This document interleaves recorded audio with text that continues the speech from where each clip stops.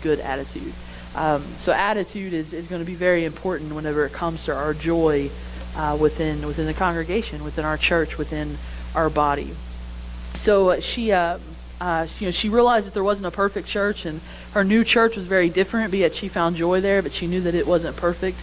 It was a place of joy because it was a place of serving. And that's kind of where we're headed tonight. The title of tonight's message, or the title of tonight's word, is I Will Serve. So we are on, I believe, the fifth trait of becoming that outwardly focused Christian, to where you're no longer approaching church from what can it do for me, what can it do for me, but to a point of what can I do for the church, what can I do for the body of Christ. And so she found herself just overwhelmed in joy, and that joy come from her ability to serve and the way that she was approaching her service. And so Heather recently had a moment to where she got to speak to a good friend of hers and kind of articulate these thoughts to her, and her good friend's name was Rachel. And so she began the conversation like this: you know what, Rachel? I've been trying to figure out the difference between the two churches. I've been trying to figure out why I wasn't satisfied at the previous church, but now I find myself overjoyed to be a Christian again, overjoyed to be operating within a body again. And she says, when I was at Resurrection Community, it was almost like eating dessert all the time. You enjoy it for a little bit, but then you eat too much of it and you get sick. And you find yourself longing for real food. You find yourself longing for solid food. Food that doesn't just fulfill a craving, but food that fills your body, food that fills your soul. And so she continued, and she said, because I was part of the in group at Resurrection Community, I learned early on how to expect things. I learned early on how to demand things. And church was all about me, myself, and I. And frankly, I just got tired of being self-serving. You see, the change in Heather was noticeable to herself and to others. And she continued the conversation and said, I just find so much joy in serving others. And that's how most of the members at this new church are now. We don't serve in ministry because of some legalistic guideline. We serve because we are motivated by joy to do so. Heather used to dread going to church on Sundays. Now she wakes up with an anticipation about attending. She's involved in a small group in at least one short-term ministry each year. She serves in areas that energize her and not in areas where somebody has given her a guilt trip about serving. She serves in areas where she is called, areas where God has anointed and God has appointed her, rather than serving out of some kind of need to say yes to somebody who is pushing her to serve in a ministry that she really has no desire or calling to go into. You see, indeed, the membership as a whole is like that of the church at Fountain Hill. Fountain Hill was sacrificial for Heather. They were serving. And more times than not, they would say, I will, to ministry opportunities. So I want to start with a few questions. And these are questions that I don't necessarily want you to answer out loud. I just kind of want you to think about them in your mind. So they're rhetorical questions to kind of get the focus flowing, I guess. Is being here enough? Is being in this sanctuary, sitting on these pews, is it enough? Is service really that important? You know, some of you may be thinking, Sister Amanda, I'm here every Sunday, every Wednesday night, but is that enough? Is that enough? How many of you remember the 1990s? We all do, right? Does anybody know off the top of your head what the big Christian fad was in the 1990s? I'm sure we all had one. There you go. Pastor Todd hit it perfectly. What would Jesus do? They come out with these bracelets that come in a myriad of different colors, right? There were these cloth bracelets, and on those bracelets it simply said WWJD. And the point of that was for us to approach questions, especially as teenagers, as young adults, from that perspective, rather than what are my friends doing, what's culture doing, what's society doing. We are supposed to, anytime you wondered if this is a right choice or a bad choice, then you were to look at that bracelet and you were to think, what would Jesus do? Okay, so that's the approach that we're going to take tonight. So the questions asked was, is being here enough, and is service really important? Rather than justifying our circumstances, rather than justifying our priorities that we have set, We're going to approach it from the way that Jesus approached it, because that's the only way that we're going to gain truth. That's the only way that we're going to gain an unbiased answer that is simply going to be to make us more like him. Because in order to become like him, we have to act like him, right? So what would Jesus do? Open your Bibles to Matthew chapter 20. Let me kind of lay the groundwork for you. The scene here is Jesus with his disciples.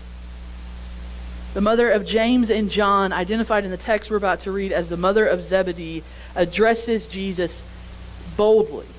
Okay, keep that in mind. Whenever she addresses Jesus in Matthew chapter 20, she addresses him from a point of boldness. We're going to start with verse 21. Matthew chapter 20, verse 21.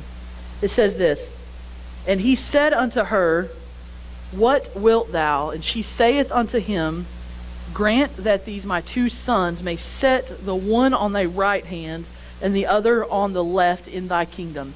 So the mother of James and John come up to Jesus and say, "Hey, Jesus, listen.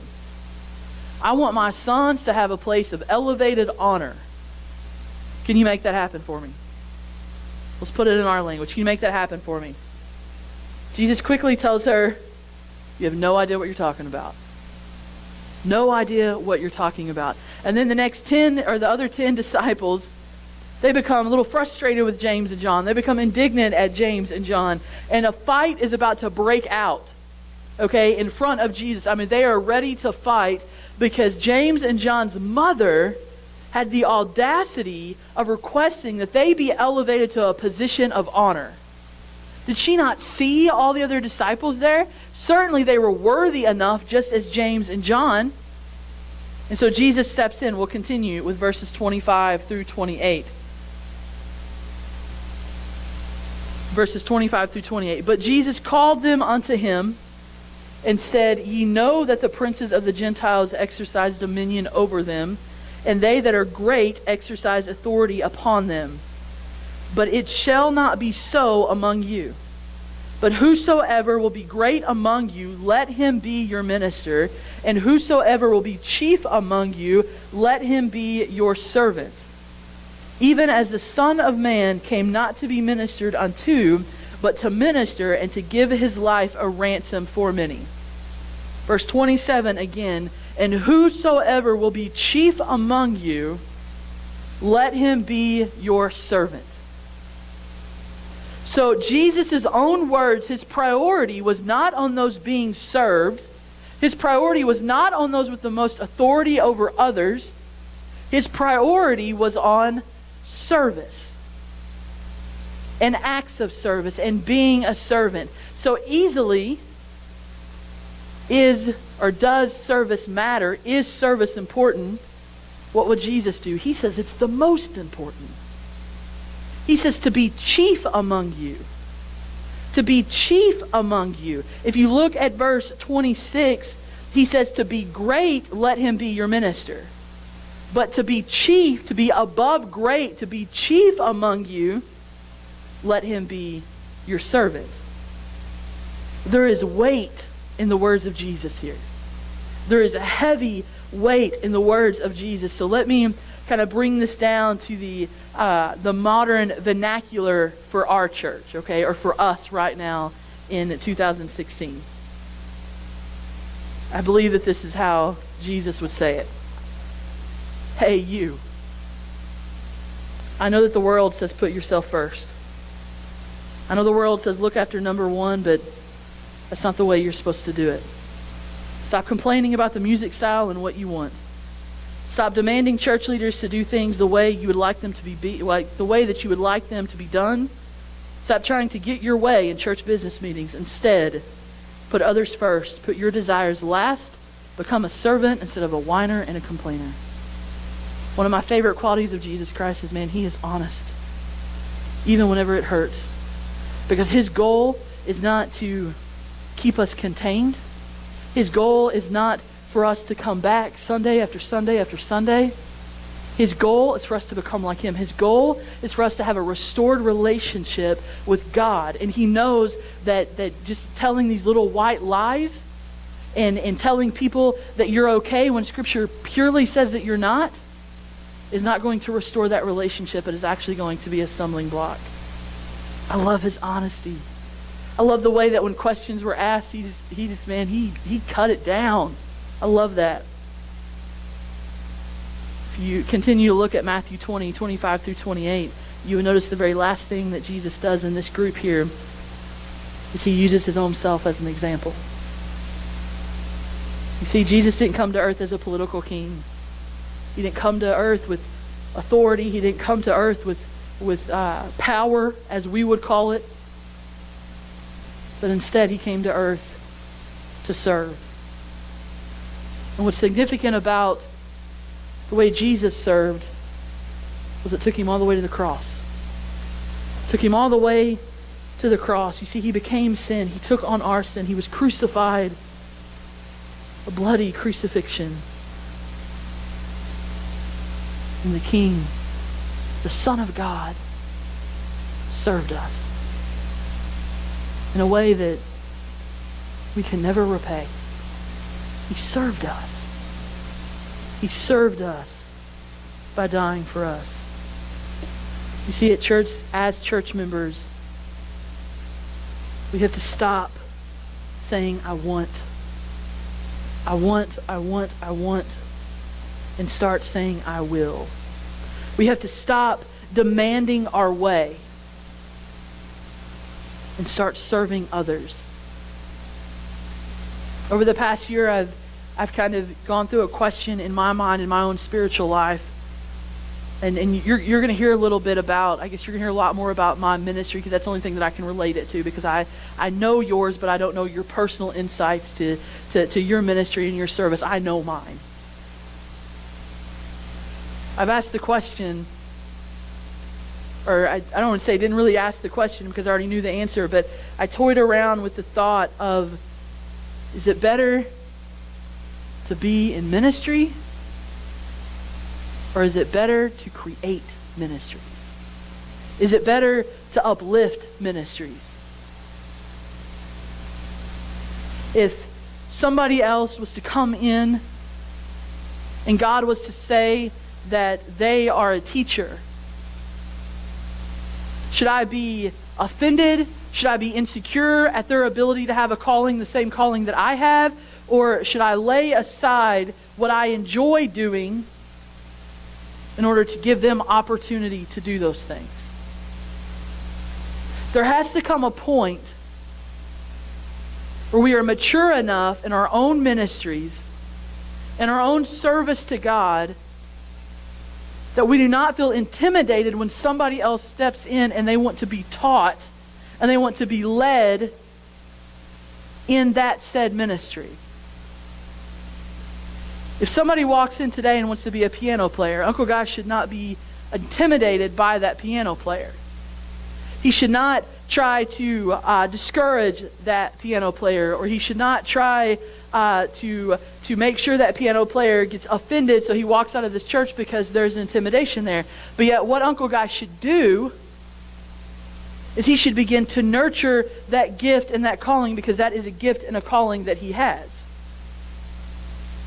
You see, if some of us don't step into our service, if some of us don't step into teaching others our gifts and our callings, what's going to happen when we go?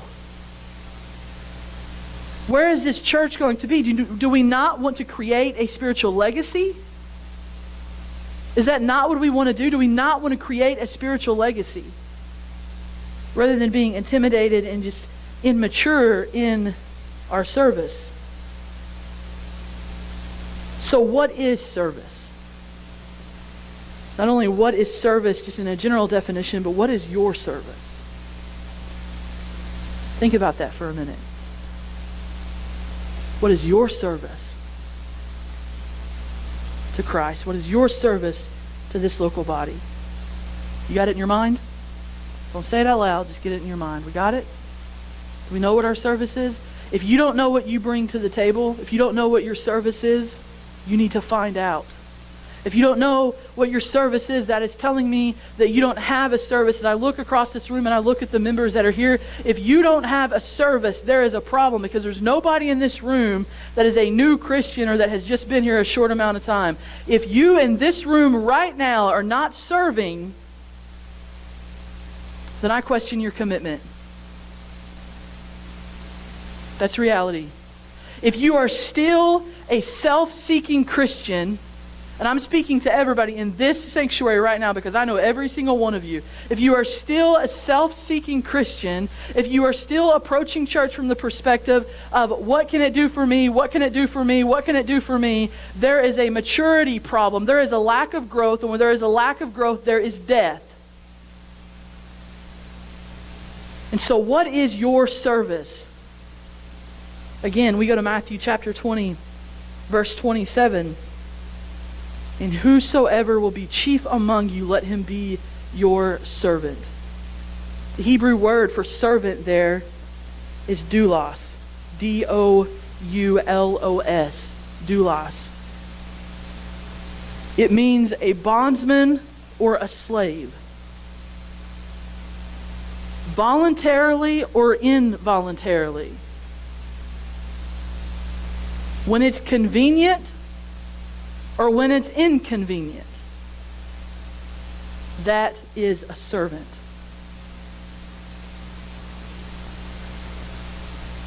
If I was to speak only to those who could elevate me in some way, that is not a service, that is me projecting a talent. If I would only speak in large congregations, that is not service, again. That is me projecting a talent. If I refuse preparation, if I just come in Wednesday night after Wednesday night, never figuring out, never praying, never allowing God to lead me, but just coming in and flying by the seat of my pants, that is not service. Again, that is projecting a talent. If I was to speak to you because I just like to hear myself talk, that is not service. That is projecting a talent. Operating in ministry only when it fits my schedule or when it's easy, when everyone agrees with me, when I'm liked, or when my life circumstances are great so there's no real sacrifice involved, is not service. That is self-gratification. Years ago, when I was teaching our young people, Sister Janie's grandson, Jason Brashear, was here on Wednesday nights, and man, he wasn't even driving yet. So I mean, this tells you how long this has been. I mean, he was probably, well, he had to have been at least 13 years old. He was probably 13, 14 years old. And I prepared a message. And I'm going to tell you, it was one of those messages where I looked at God and I said, God, it is good. You know, you may have those moments sometimes in your ministry where God reveals something to you, or you say something, or you know, you sing a song and you think, man, that was perfect. God, that is good. You did well. Not I did well, but God, you did well right there. Thank you for stepping in. And it was one of those things. I was excited because it was a word. And I was excited to bring it. I was excited to give it. And I stepped into this sanctuary and I pulled my podium up, and there sat Jason Brashear by himself. He was the only one in the sanctuary. He was the only young person there. And I thought, who am I going to tell my good word to? There's one person here. There's one person here. And God spoke to me and he said, if you speak tonight like the house is full, I will give you a full house. Show me that you are faithful. Show me you are faithful over one, and I will allow you to lead many. And I preached that message to the best of my ability. I think I cried through the whole thing. I gave it everything I had. I think at that moment Jason was probably scared to death, because I'm telling you, it was on from that moment.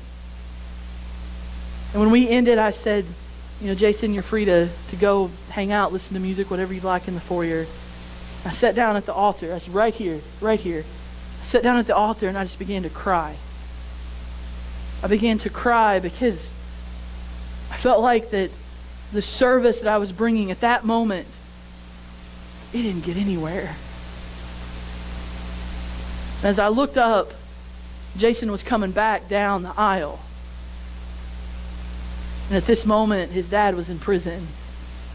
And he said, Amanda, Can I have that scripture? I want to share that with my dad. Whew. Man. I'm not saying this to, by no means, I'm not being boastful tonight. But that is service. That is service. It's service when you think there's nobody to hear you, but you still preach.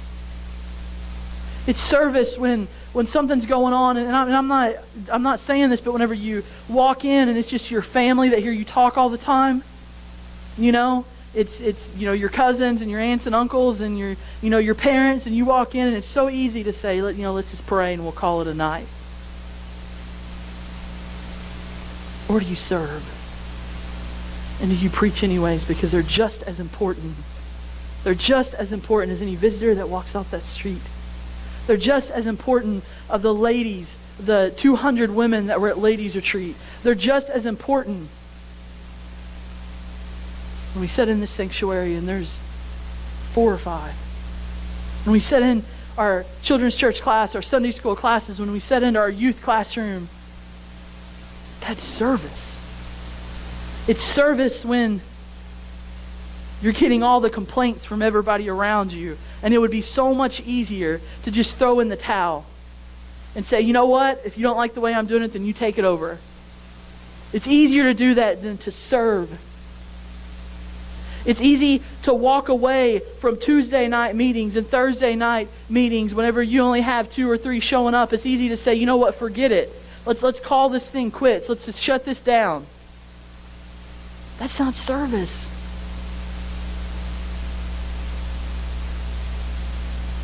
Service is a bondsman, a slave, voluntarily or involuntarily, when it's convenient and when it's inconvenient. You see, Brother Keith and I were talking about Paul before the service began, and Paul specialized in selflessness. I would love to be able to have him come to one of our meetings and just share a few words about selflessness.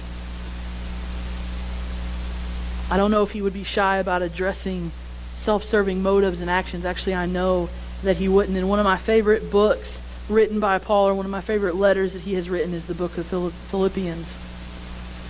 And when he wrote to the church, and if you read the book of Philippians, you will notice that the word joy, or some form of the word joy, is in that brief letter 14 times. And so that always has me ask the question, what was Paul doing? What was going on in Paul's life at that moment for him to have so much joy? He was in prison. He was facing death. But yet, he was concerned about the church, because that's service. In the midst of all of that, he was overtaken by joy in ministry. He was overtaken by joy with the congregations that he knew.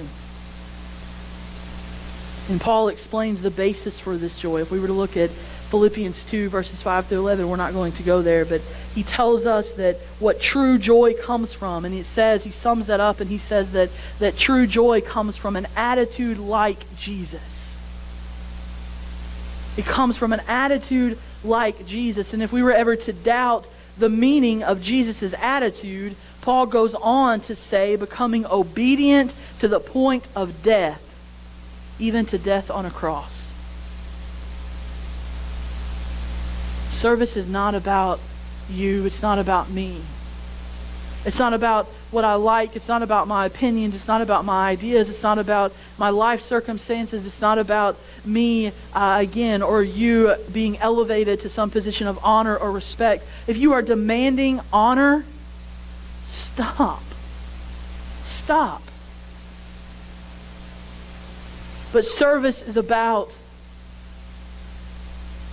Jesus Christ. Service is about our King. Service is about speaking to somebody else. Service is about leading somebody else to Him. Service is about being that example. And that means that my priorities die. It means that sometimes, not all the time, that what I deem highly important, God says that's not a priority right now, Amanda. I want you to do this. I know that you want to do this. I know that you have planned for this. I know that you made preparations for this. But I want you to go a different direction. I want you to go down a different path. Because I have somebody in that path that you're going to lead to me. And if you refuse to go down that path, they may never find me. It's about being obedient.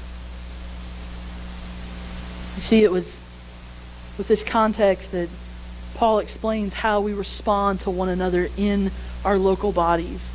In this scriptures, he says, do nothing out of rivalry, I can never say that word, or conceit, but in humility, consider others as more important than yourselves. Everyone should look not only for his own interest, but for the interest of others. Paul made it clear. Jesus made it clear. We are to serve. And that is the basis for joy. We are to serve not just those we like, not just those who are in our family. We are to simply serve. Again, not just those who can do something for us, but we are to simply serve. And that is the basis for joy. Brother Chuck blessed me this week and he has no clue.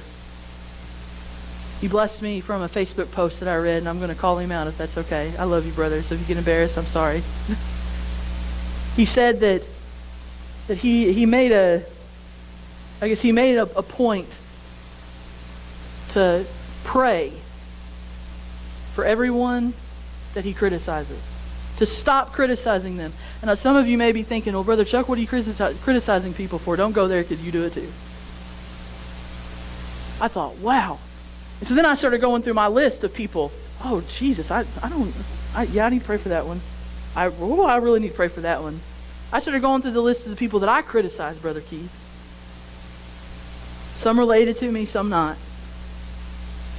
And I thought, man, that's going to be a long prayer. That's good. I don't know. It was on my phone. I was texting, not even nothing. That's service. That is service. To pray for those who you find yourself criticizing, those who frustrate you, those who aggravate you. Man, that's service. And so I just wonder, what if Pastor Todd was to stand up on Sunday morning and if he was to say, okay, we're going to do a 90-day experiment. And if he was to say, before telling you what it was, he would say, I need to know who's committed.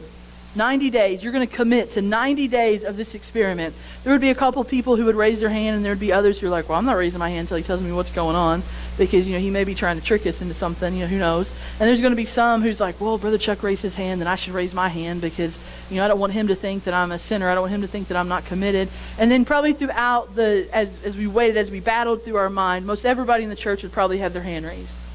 And so they would be committed to this 90-day experiment.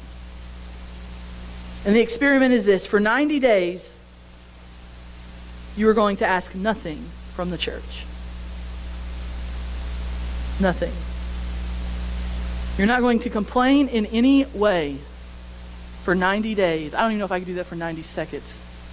For 90 days, you are not going to complain in any way. If I have said once, I have said 100 times, it is too hot for October. It is too hot. We need winter here now. It is too hot for October. That is a complaint. I told Mother Nature through a Facebook post to get over her hot flash and to send me winter. That is a complaint. The road, the construction going on in the middle of town on, Main? And they're redoing those sidewalks. If I've had one driver, I've had 20 that think that it's okay for them to merge into my lane even though they waited to the very last minute to get to that. When it says right lane closed, and oh, Jesus. I've had to pray. I've had to pray because I get so frustrated and I have yelled things at people. I have called people names. I have called people names because that is silly. For 90 days, you couldn't do that. For 90 days, I went to McDonald's. Maybe God was preparing me for this message. I'm not really for sure. I went to McDonald's, and one of the biggest things, I'm a cheeseburger lover. I joke around and say that's why, I'm on the chunky side, is because I can't give up my cheeseburgers. And I'm a plain cheeseburger. That's what I want. I want a plain cheeseburger. Do not ruin a cheeseburger by putting mustard and ketchup on it. So I went, and I couldn't make up my mind. Do I want a cheeseburger? Do I want a McChicken sandwich? Well, you know what? You get both, and if you eat it, great. If not, then you split it in half, and you have the other one for lunch. And I wanted a plain cheeseburger and a McChicken. They gave me a plain McChicken and a regular cheeseburger. I was not happy. This was not a happy meal. I was a frustrated customer, and I was already at home. Imagine that. For 90 days, you couldn't send back food because they got your order wrong. For 90 days, you couldn't complain about your husband, you couldn't complain about your wife, you couldn't complain about your children, you couldn't complain about the church. That'd be a long 90 days. In addition to that, so we're still in our 90-day experiment that you've already committed to, remember? You have to commit 2 hours a week to serving someone else. And if you're a wife, serving your family doesn't count. So when you do that load of laundry, that doesn't count. That's right. Maybe they would have got the correct order. You have to serve someone else for 2 hours a week. It could be in any form. You could write an encouraging letter. You could, visit someone who's homebound. You might walk into a local mission, whatever the case may be. So for 90 days, you commit to serve, and you withhold negative comments and complaining. Could you do it? Because here's the thing. If you could, our church would be revolutionized. Revolutionized. We have a new sound system. We have been blessed to go to a digital sound system. And there's some tweaks to work out, right? There's some tweaks. We got to learn the new system. It's just like anything. We got to learn the new system. That means you wouldn't be able to say, well, if it wasn't going to work, if it wasn't going to be any better, then what do we pay for it? With no knowledge of this system and understanding how it works. Well, we didn't do this, and we wasted our money. That's a complaint. That's a negative response. That's a complaint, and that couldn't happen. Last week we talked about small groups. Let's connect service with small groups. If you were to put those two things together, it wasn't last week, it was 2 weeks ago. If you were to put those things together, remember we talked about how small groups should operate as a church within a church. If there was a need that we need to meet a need of a man, that is the responsibility of the men's Sunday school class and the Tuesday night meeting to meet that need. If there was a need of a woman, then it was the responsibility of the women's Sunday school class and or the Thursday night meetings to meet that need, right? We're to operate as a church within a church in those small groups. And so there's ministry that comes out of that. There's evangelism that comes out of that, because people are going to share their needs more in that small group setting than they are going to share their needs here. Very rarely are you going to have somebody stand up in this sanctuary during a Sunday morning service and say, I need my electric bill paid. But they will share that in a small group. And so if we could bring service to those small groups, and not that we haven't brought service to that small group, if we were to increase service in that small group setting, then those small groups would have an impact more powerful than what they currently have an impact. So let me give you some examples. I know of a group here in town that adopted 3 struggling families with single moms. I know of another group that adopted the entire 3rd grade of a lower income public school and provided ministry, supplies, and child care to the teachers, the students, and the students' families. Then there was a Sunday school class that took on the trash pickup project in their small town for an entire year. And on almost any given week, you would see one or more of the class members picking up trash alongside the road. Service. The needs are endless. We could go with people that we know right now that are personally connected to us. We could talk about the needs of our town. We could talk about the needs of our community. But the needs are endless, which means that opportunity for service is endless. You see, we've come to expect the government to take on most of the social responsibility, and then we question why our culture is falling apart. It's because the church don't want to get involved. We'll complain and we'll talk about how government systems is the breakdown of everything, but yet I do not see I do not see a large amount of churches saying, but give me the responsibility of that. Give me the responsibility of feeding the hungry. Give me the responsibility of clothing the poor, even though that's exactly what we are called to do. And then all we do is sit in our padded pews and our air-conditioned sanctuaries with our Sperry's on and our name brand jeans, holding our $40 Yeti cups and say, somebody needs to do something about that. The government is messing it up. It was never the government's responsibility in the first place. And I just wonder if the church would have stepped up and done what it was called to do if we'd be where we are now, but that's here or there. We could have an impact on our culture. We could have an impact on the people in our community if we truly became servants. I had the opportunity to share at our ladies' retreat that we just went to about what our local church was doing. I was very excited about this because Sister Pence had come up to me and she had asked me to share about what our local congregation was doing, and it blessed me because I thought, man, they're seeing what we're doing. That's exciting. And I spoke to Brother Pence shortly, and he said, you know what, I call you guys professionals. And I felt like that was my assassin name. I'm the professional. You know what I mean? He was talking about our congregation. He was implying that, we like to do things well, we like to do things right. And I appreciated that because we need to we need to achieve excellence. We need to pursue excellence in everything we do. Scripture tells us that we need to make sure things are in order. But I talked to our Sunday morning class, and I thought, but have we forsaken excellence for anointing? It's food for thought. Food for thought. Is it better to be called the professionals, or is it better to be called the anointed? I choose the anointed. And I'm not saying that we've done those things. I'm just throwing this out here for you.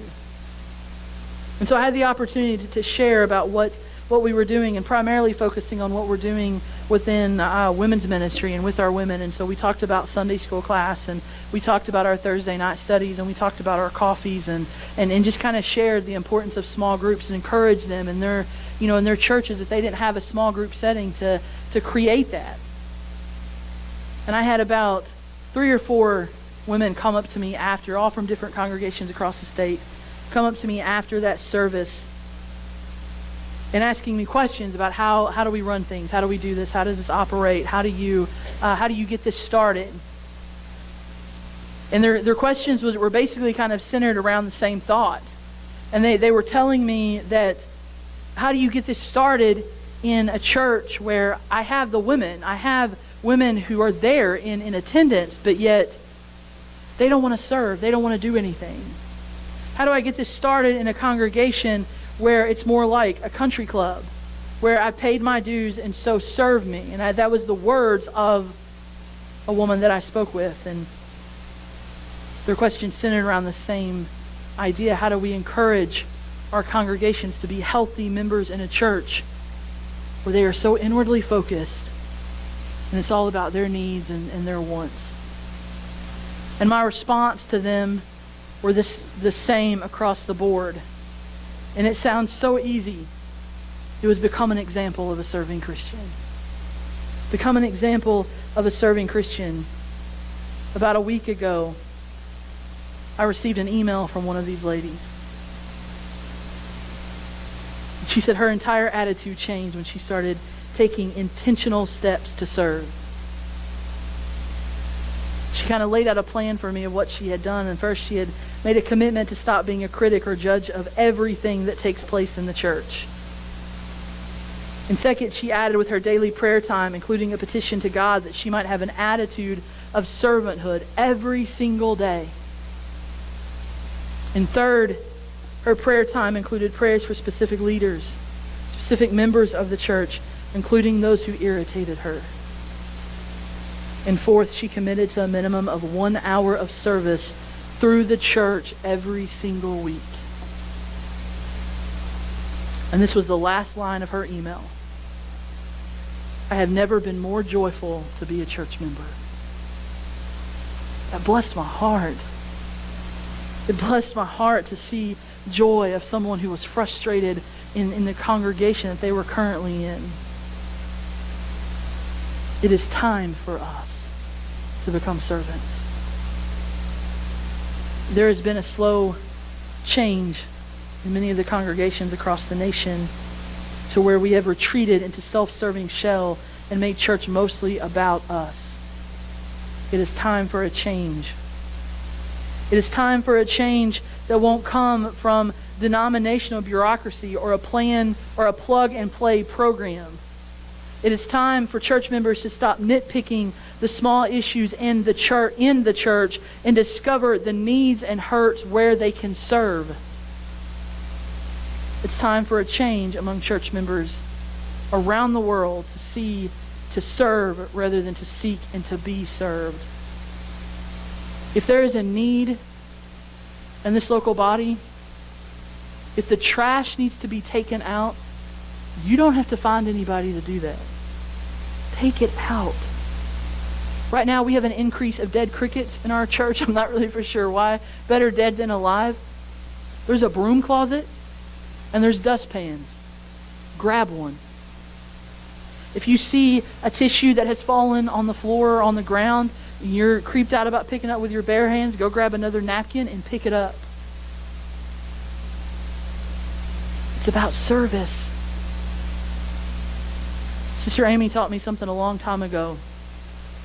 And I actually found a Facebook post to validate what she had said. So since it's in a Facebook post, I now believe that it's true. She told me one day she has this strong feeling of making sure the cart goes in the cart holder or into the building, not to just leave it in the parking lot. That's service. Rather than approaching it from the position of, well, somebody gets paid to come out here and do this, so, I'm just giving them something to do. I'm giving them work. It's the American way, right? And I found a Facebook post that says, successful people don't leave carts in the parking spots. And I instantly went to her. That's service. You see a piece of trash on the ground? Pick it up. Pick it up. If you are a litterer, if you are throwing items out of your car window, stop. What would Jesus do?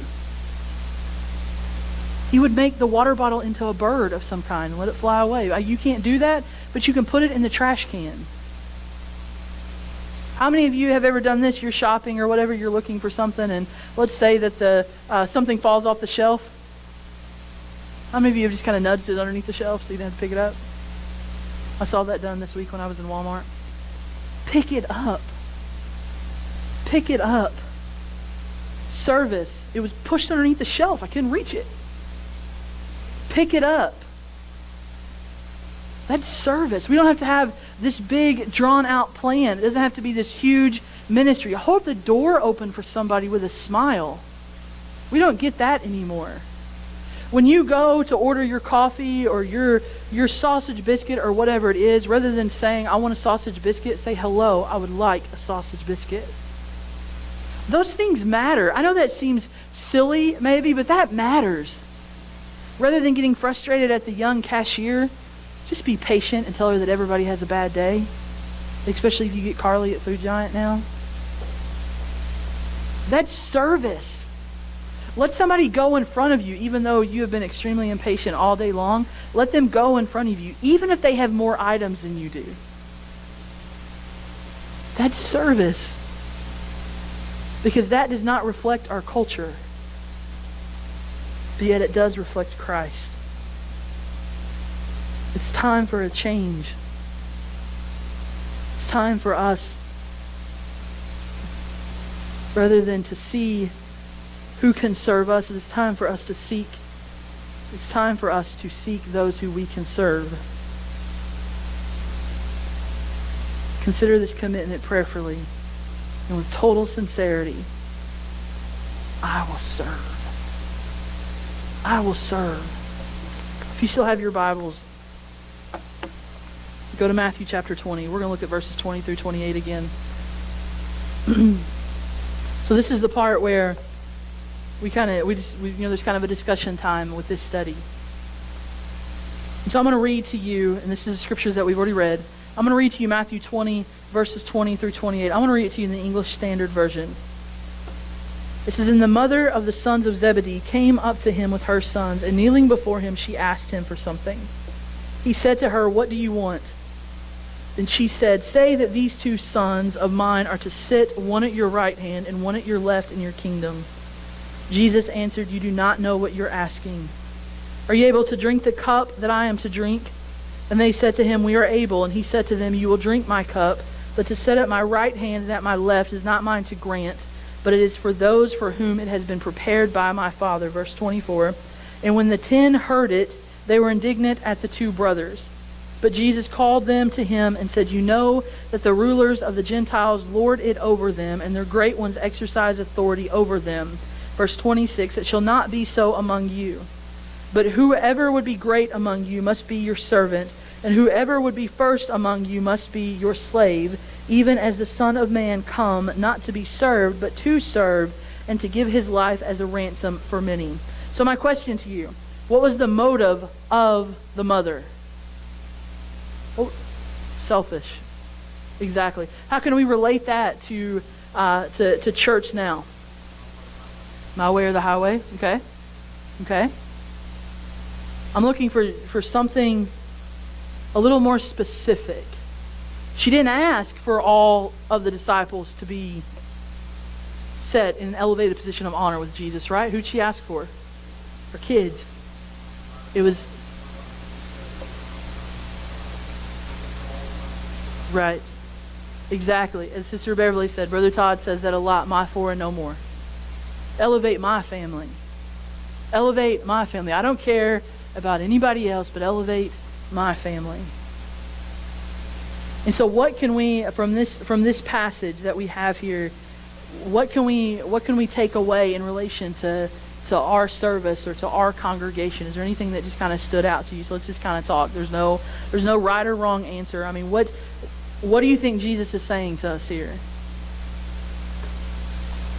Is there anything specific that you pulled out of Jesus' words?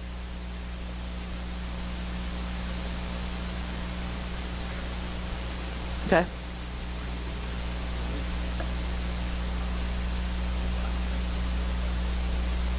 Right. So rather than just being a boss. Yep. Any other thoughts?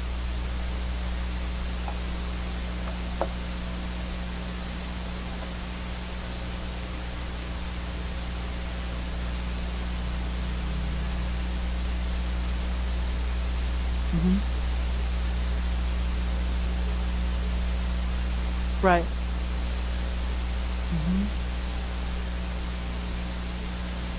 Right. Right.